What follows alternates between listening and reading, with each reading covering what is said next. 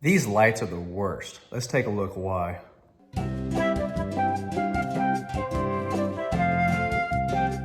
One of the problems with recessed lighting is this is a place for a lot of air leaks. All these little holes are places where air can move from your living space into the attic area. And same thing with the cutout, which this one's pretty tight, but air can, sometimes there is a large gap around where the fixture was installed and where the drywall was cut out. And then on top of it, when you put in like an incandescent light, something that gets warm, that warmth creates a draft. It draws in the cool air around it and allows that warm air from that hot lamp to exit the holes and create even more air movement. A great way to fix the issue is install one of these retrofit pucks. And so what you have is an adapter that screws into the old light bulb fixture. And then you have this puck that is all sealed all around. Then it has this weather stripping on the back side. So what this will do is it'll seal up against the drywall, and you don't have any holes or anything on the inside, and so it seals off. You prevent air movement. Also, it's an LED, so it's going to consume a lot less electricity to operate it. So you're getting two benefits. You're getting reduced energy consumption, and you're minimizing that air movement because of this weather stripping. So most of these fixtures will have that little clip deal right there, and so you're going to take these spring arms and you're going to get it inside there like that. Then you'll take this other side and do the same thing, get it inside there, and then it'll fit up in there. Now what you want to do is you want to kind of test fit to make sure that this seals nice, because if you have a texture like I do, you have this popcorn texture, you might take like a putty knife and scrape a little bit of that texture away around the edge so it seals, but I think it'll be all right on this. Push it up in there so it's sealing up against that metal housing. But I might get a putty knife and scrape some of that away. And then I took this off to make it easy, but we just need to screw the adapter into the light socket and connect it to here.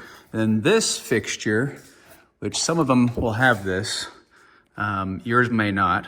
The fixtures I bought have an adjustable temperature range on it, so you can go from being a really warm, more incandescent look, or you can do a really bright daylight or the super, super bright setting. So now I'm gonna test what color I like. So I have it on the warmest setting. I've got it on 2700 Kelvin, and it looks pretty similar to the existing.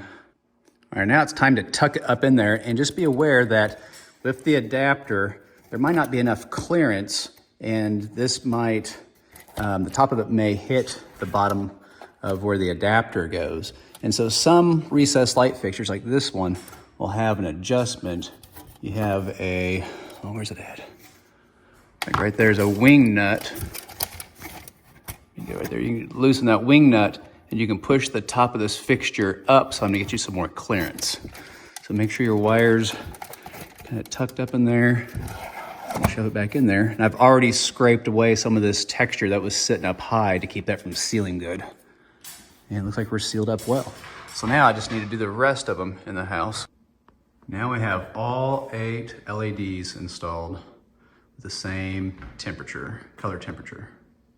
Something else to consider with these recessed light fixtures is most of them are non-IC rated, meaning that you can't have insulation in contact with the actual housing itself.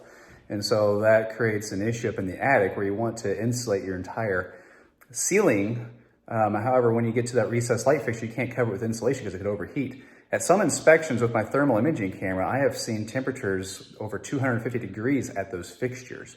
And so most manufacturers of the recessed lighting housings, they'll say that if you install an LED retrofit kit, kind of like what we installed here, that you can have insulation in contact with the fixture. So that solves that insulation issue, because before you would have to install like a little styrofoam box that would fit over the top of the fixture, and then you could insulate over that box.